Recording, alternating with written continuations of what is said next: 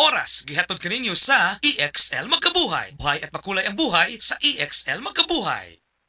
Pag kayo'y nabasagan, madaling remedyohan. Pagkatapos dikitan, Parang bago na naman. Pioneer Epoxy, pandikit ng kristal, kahoy at bakal, pang-repair ng radiator, tambucho, refrigerator, martilyo, kutsilyo, gripo, araro, gero, aparador, ang patibay ng bangka, kisame, etc.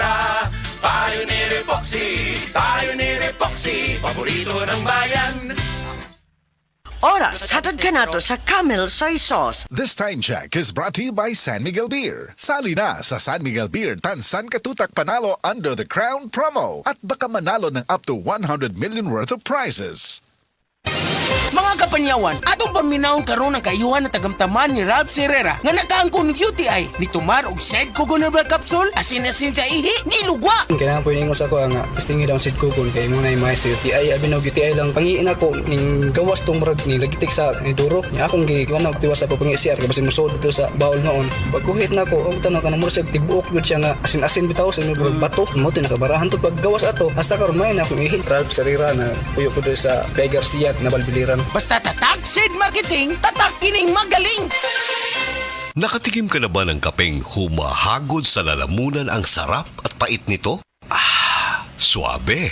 Naririto na ang kapeng masarap na nakakatulong pa sa kalusugan. Sed Panyawan Coffee Mix. Sed Panyawan Coffee Mix. Taglay ang pait at lakas ng panyawan herb na nakakatulong magpalakas ng katawan at mangosteen na siyang nakakapagpalakas ng ating immune system. Sed Panyawan Coffee. Tamang pait, tamang lasa, tamang nakakatulong sa katawan.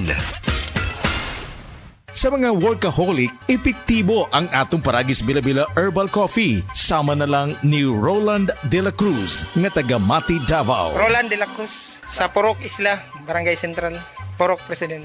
Anong ganahan man kay ka sa kape? Sa Bila-Bila Coffee, laskig ang imong lawas o mayo ang imong lihok. Basta laskig niya kondisyon, makalihok pag may sa trabaho. Kung di ka kainom, mura pagluya na ka? Murag luya-luya, lahi ra gyud. Tungod kay nindot gyud ang Bila-Bila Coffee. Kini ginama sa GFMQ Marketing. Kay sa Paragis Bila-Bila, dili na ka mag-agwanta pa.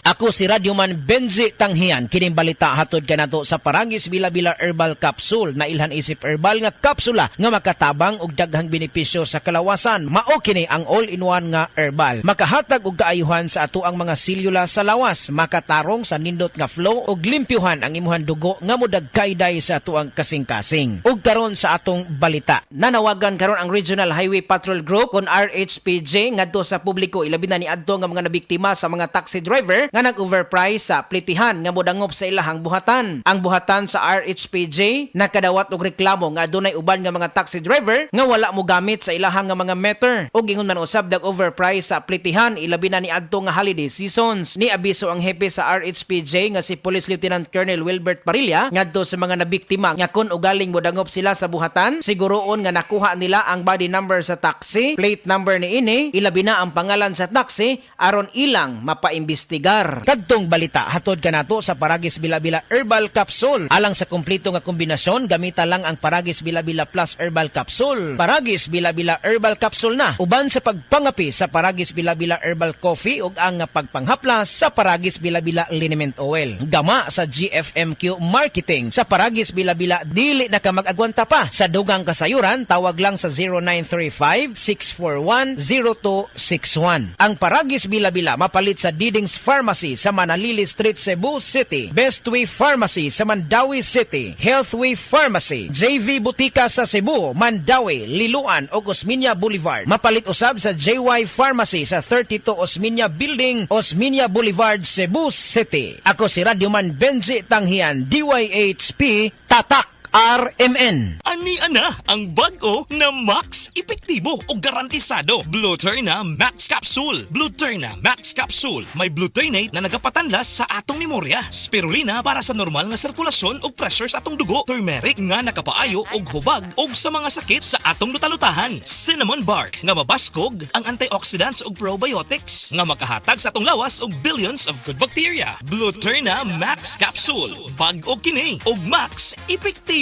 Blueterna Max Capsule. Diabetes, usa ka sakit nga lisod ug delikado sa atong mga lawas. Tungod ani pwede ka mamatay sa komplikasyon sa kasing-kasing, kidney, atay, ug uban pang mga vital organs sa atong lawas. Sukla nato ang diabetes. Mag Life Extension Vitamin D3 na mo. Rekomendado sa mga medical doctors. Mapalit sa mga butika. Goodbye to me, Masya. Hello, Pride Bar Blue. Isang labanan yan. Pride Bar Blue. Pride Bar Blue with powerful stain away enzymes. Malupit magtanggal ng dumit mancha pero di masakit sa kamay. Goodbye to me, Masya. Hello, Pride Bar Blue. Isang labanan yan. As tested ang cotton and polycotton. Sa mancha, malupit. Sa kamay mo, mabait. Pride Bar Blue. Manufactured by ACS Manufacturing Corporation. ISO certified. World-class quality. ACS. 24 hours ang germ protection ng Shield Bath Soap. Shield Bath Soap. 24 hours ang germ protection ng Shield Bath Soap. Shield Bath Soap. Protektahan ang kalusugan ng pamilya. Mag-Shield Bath Soap regularly. Kills 99.9% ng germs at recommended pa ng Philippine Nurses Association. Mag-Shield Bath Soap. Shield Bath Soap. Shield. Galit sa sakit, may malasakit. Shield Bath Soap. Manufactured by ACS Manufacturing Corporation. ISO certified. World-class quality. ACS. Attention boys, bata ug teenager nga kulang sa height, dili sakto ang height tungod sa edad. Ang Moringa Joy na ay 20.3 mg sa calcium, 27.1 mg nga protein ug taas nga source sa carbohydrates. Ginapaayo ani ini ang damaged bone sa usa ka tawo, 17 times more nga daghan ang vitamin D kumpara sa formula milk o ginakorek ni ini ang digestion busa, sigurado nga maabsorb sa lawas ang mga bitamina ug minerales. Ang Moringa Joy Capsule ang mapalit sa tanan nga butika duol sa inyuhang mga lugar, tag 8 pesos lang. Generosity o bukas palad, tatak Pilipino. Sa krisis nagkakaisa, hindi nag-aatubiling tumulong sa kapwa, pagbibigay ng pagkain at pagsasama sa oras ng paghihirap. Magkaroon kayo ng pag-ibig sa isa't isa nang walang pagkukunwari. Roma 12 siyam. Generosity o bukas palad. Ikaw ay M Extraordinary Pinoy. Brought to you by MX3 Coffee and Tea. Camel, sukang puti, sa suan alam mo. Camel, sukang puti, maunag yun imong mapili. Camel, sukang puti, sa suan mo palami.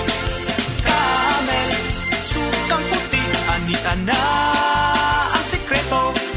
Ang sekreto sa lami.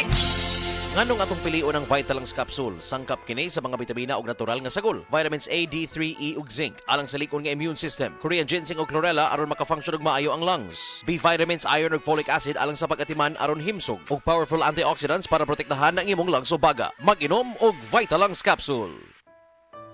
Pagbasa sa 10 kabanata ng Aklat ni Juan, ang talinhaga tungkol sa pastol, talata 1-42. Pakatandaan ninyo, ang pumapasok sa kulungan ng mga tupa nang hindi sa pinto nagdaraan kundi umaakyat sa di dapat pagdaanan ay magnanakaw at tulisan. Ang tunay na pastol ay sa pintuan nagdaraan. Pinapapasok siya ng gwardya at pinapakinggan ng mga tupa ang kanyang tinig. Tinatawag niya ang kanyang mga tupa sa kani-kanilang pangalan at inilalabas sa kulungan. Kapag nailabas na, siya'y nangunguna sa kanila at sumusunod naman ang mga ito sapagkat kilala nila ang kanyang tinig. Hindi siya sumusunod sa iba kundi patakbong lumalayo sapagkat hindi nila kilala ang tinig ng iba. Sinabi ni Jesus, ang talinhagang ito, ngunit hindi nila nauunawaan ang ibig niyang sabihin. Kaya't muling sinabi ni Jesus, pakatandaan nyo, ako nga ang pintuang dinaraanan ng mga tupa. Ang mga nauna sa akin ay mga magnanakaw at mga tulisan, ngunit hindi sila pinapakinggan ng mga tupa. Ako ang pintuan. Ang sinumang pumapasok sa pamamagitan ko ay maliligtas. Papasok siya't lalabas at makakatagpo ng pastulan. Dumarating ang magnanakaw para lamang magnakaw, pumatay at manira. Naparito ako upang ang mga tupa ay magkaroon ng buhay, ng isang buhay na masagana at ganap. Ako ang mabuting pastol. Iniaalay ng mabuting pastol ang kanyang buhay para sa mga tupa. Ang bayaran ay tumatakas kapag may dumarating na asong gubat. Iniiwan niya ang mga tupa, palibas ay hindi siya pastol, at hindi kanya ang mga ito. kaya't sinusunggaban ng asong gubat ang mga ito at binubulabog. Tumatakas siya, palibasay bayaran lamang at walang malasakit sa mga tupa. Ako nga ang mabuting pastol, kung paanong kilala ako ng Ama at siya kilala ko, gayon din naman kilala ko ang aking mga tupa at ako'y kilala nila. At iniaalay ko ang aking buhay para sa aking mga tupa. Mayroon akong iba pang mga tupa na wala pa sa kulungang ito. Kinakailangan sila'y ipasok ko rin at papakinggan naman nila ang aking tinig. Sa gayon magiging isa na lamang ang kawan at isa ang pastol. Dahil dito'y minamahal ako ng Ama sapagkat iniaalay ko ang aking buhay upang ito'y kunin kong muli. Walang makakakuha ng aking buhay kusa ko itong ibinibigay. Mayroon akong kapangyarihang ibigay ito at kuning muli.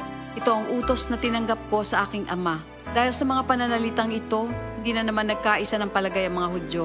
Marami sa kanila nagsabi, talagang sinasapian na ito ng demonyo at nababaliw. Bakit ba kayo nakikinig sa kanya? Sinabi naman ng iba, hindi nakakapagsalita ng gano'n ng isang sinasapian ng demonyo. Nakakapagpagaling ba ng bulag ang demonyo? Taglamig na noon at kasalukuyang ipinagdiriwang sa Jerusalem ang pista ng pagtatalaga ng templo. At habang naglalakad si Jesus sa templo, sa portiko ni Solomon, pinaligiran siya ng mga Hudyo at sinabi sa kanya, hanggang kailan mo ba kami ilalagay sa alanganin? Kung ikaw nga ang Kristo, sabihin mo na ng tuwiran. At sumagot si Jesus, sinabi ko na sa inyo, ngunit ayaw ninyong maniwala. Ang mga ginagawa ko sa pangalan ng aking Ama ay nagpapatotoo tungkol sa akin. Ngunit ayaw ninyong maniwala sapagkat hindi kayo kabilang sa aking mga tupa. Nakikinig sa akin ang aking mga tupa. Nakikilala ko sila. Sumusunod sila sa akin. Binibigyan ko sila ng buhay na walang hanggan. Kailan may hindi sila mapapahamak at hindi sila maaagaw sa akin ninuman. Ang aking Ama na siyang nagbigay sa kanila, sa akin, ay lalong dakila sa lahat at hindi sila maaagaw ninuman sa aking Ama. Ako at ang Ama ay iisa. Ang mga pinuno ng mga Hudyo'y muling dumampot ng bato upang batuhin siya.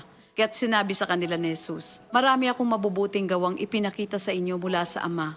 Alin ba sa mga ito ang dahilan at ako'y inyong gustong batuhin? Sumagot ang mga pinuno ng mga Hudyo, hindi dahil sa mabubuting gawa kaya ka namin babatuhin, kundi dahil sa paglapastangan mo sa Diyos, sapagkat nagpapanggap kang Diyos, bagamat tao ka lamang. Tumugon si Jesus, di ba nasusulat sa inyong kautusan? Sinabi ko, mga Diyos kayo. Mga Diyos ang tawag ng kautusan sa mga pinagkatiwalaan ng salita ng Diyos, at hindi maaaring ipawalang bisa ang sinasabi ng kasulatan.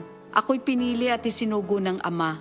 Paano ninyo ngayon masasabing nilalapastangan ko ang Diyos? Dahil sa sinasabi kong ako ang anak ng Diyos? Kung hindi ko ginagawa ang mga pinapagawa ng aking Ama, huwag niyo akong paniwalaan. Ngunit kung ang ginagawa ko ay ang mga ito, paniwalaan ninyo ang aking mga gawa kung ayaw ninyong maniwala sa akin. Sa gayon matitiyak ninyong nasa akin ang Ama at ako'y nasa Kanya. Kaya tinangka naman nilang dakpin si Jesus, ngunit siya'y nakaalis.